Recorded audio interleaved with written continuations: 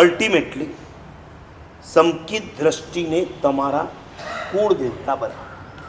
આ second option કીધું. અને થર્ડ ઓપ્શન બોલો કયું? મારા સાહેબ આ પણ અમારા ઘરમાં કોઈ નહીં સ્વીકારે. ઓકે, સમ્યક્ત્વના 67 બોલની સજ્જાય છે. ઉપાધ્યાય યશો વિજય મહારાજની રચના છે, સાવ ગુજરાતીમાં છે. ક્યારેક ફ્રી પડો સામાયિકની અંદર આલતું ફાલતું વાતોને ગપ્પા મારવા કરતાં આવી મોટી મોટી સજ્જાયોને સ્તવનો વાંચો. આ સજ્જાયમાં એમણે સમ્યક્ત્વના 67 પ્રકાર આપ્યા.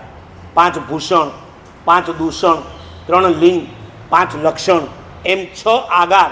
આગાર એટલે અપવાદ, આગાર એટલે છૂટ. 6 પ્રકારની છૂટ આપી છે કે જેનાથી તમારા સમ્યક્ત્વને અતિચાર નહીં લાગે. એમાં એક આ છે કે તમારા કુળના આગ્રહથી તમારે તમારા મિથ્યા દેવી દેવતાઓની માનતા રાખવી પડે તો એટલા પૂરતું છૂટ. એ સિવાયના કોઈ દેવી દેવતાઓને માનવા નહીં. આવી આગાર સાથે આપણે આપણા સમ્યક્ત્વને સાચવવાનું હોય છે. તો વાત એ છે કે પરમાત્માને ઓળખ્યા પછી આ વિશ્વમાં હવે કોઈની પાસે મસ્તક ઝુકાવવાનું મન નથી.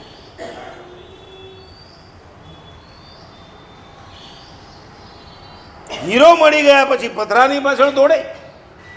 ઐરાવણ હાથથી તમારા આંગણે બાંધી દીધો છે, હવે ગધેડાની પાછળ કોણ દોડે છે?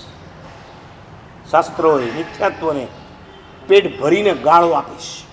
મિથ્યાત્વ એનાથી મોટો રોગ નથી, એનાથી મોટો તમારો કોઈ શત્રુ નથી, અને મિથ્યાત્વથી મોટું આ દુનિયામાં કોઈ અંધકાર.